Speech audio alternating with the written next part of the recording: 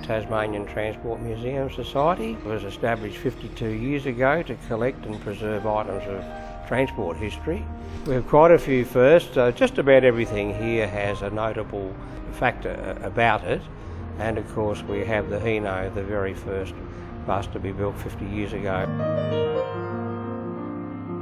My father was Merv Cresswell, and he bought this Hino bus, the first Hino bus in Australia, in 1965.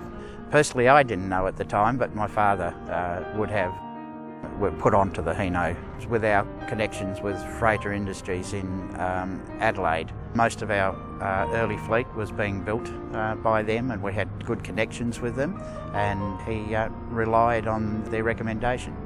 It was certainly a large leap in faith to buy the first Hino in Australia at the time. It was very different to other vehicles in the fleet. As we say, old Bedfords and Leylands with engines up front were very noisy.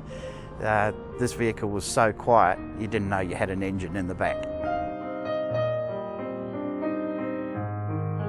Was quite excited about it at the time, and on its arrival here in Tasmania, it also caused quite a bit of excitement within the bus and tourism circles. Japanese vehicles in Australia at the time wasn't common. To go into something like that was, I suppose, a gamble at the time, but it certainly paid off. The significance of the Hino was that it brought a level of comfort to touring in Tasmania that had never been experienced before. In 1960s terms, this vehicle was considered to be a luxury coach. It was far more luxurious. It was quiet and rode well as compared to other vehicles we had on the road at the time. Our fleet consisted mainly of Bedfords and Leylands, and even the first very early tour coaches as well. And yes, they were very rudimentary, and we were looking at having something upgraded from that.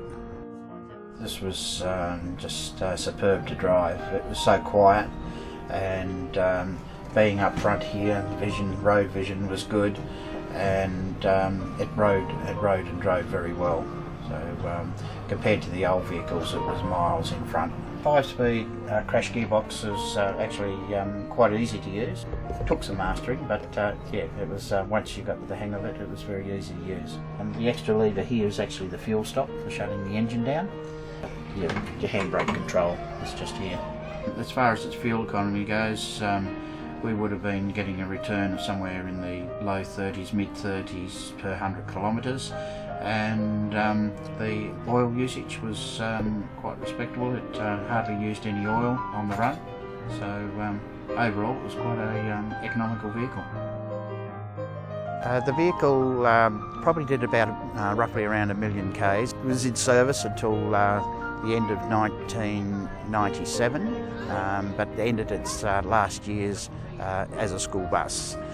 The bus itself is basically still original. All its axles and everything underneath the bus is original today. The vehicle was built so sturdy, it was so heavy underneath that those parts just didn't wear out.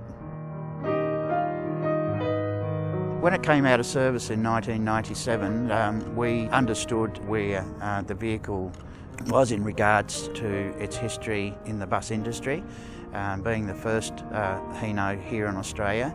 That we approached the Tasmanian Transport Museum if they were interested to keep it here and keep it on show. We were ecstatic because these opportunities rarely happen. And of course we then discovered it was the first Hino to be built and sold in Australia, and that made it again very special. We're very proud to have it here. My mum's still alive here today as well, and she's very proud to have it here in the museum as well as part of our family history.